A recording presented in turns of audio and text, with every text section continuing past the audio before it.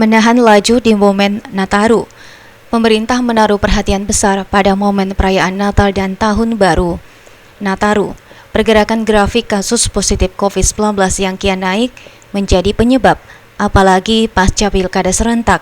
Angka-angka tertinggi berasal dari wilayah yang baru saja menggelar hajatan demokrasi, memilih pemimpin daerah.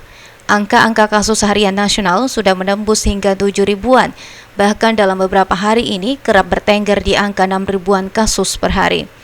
Setelah memotong libur akhir tahun selama 3 hari, yang sebelumnya memasukkan cuti bersama Idul Fitri sebagai bagian dari libur akhir tahun, pemerintah melalui pemerintah daerah masing-masing mengeluarkan kebijakan pembatasan aktivitas warga pada 2 momen akhir tahun, merayakan Natal dan Tahun Baru. Pemerintah Kota Makassar misalnya telah mengeluarkan surat edaran pembatasan jam operasional tempat keramaian seperti mal, restoran, kafe, warung makan, dan warkop hanya sampai pukul 19. Sementara tempat rekreasi maupun tempat umum yang biasa menjadi tempat berkumpul warga ditutup sama sekali dari 24 Desember hingga 3 Januari tahun depan. Sebenarnya, strategi pemerintah memotong libur panjang di antara 2 libur panjang akhir pekan sudah merupakan langkah positif, terutama dalam mengurangi hasrat masyarakat untuk bepergian jauh. Langkah ini setidaknya jadi pertimbangan sebagian masyarakat agar tetap berada di rumah. Apalagi saat ini cuaca sedang kurang bersahabat bila berada di ruang terbuka. Dengan demikian, harapan menahan laju peningkatan kasus positif COVID-19 pada momen Nataru bisa terjadi.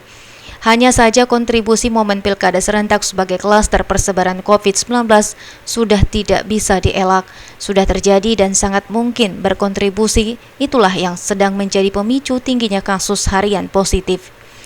Tentu saja hal ini mengkhawatirkan, jumlah kasus meningkat di saat jumlah vaksin baru secuil dari kebutuhan ratusan juta tiba di Indonesia.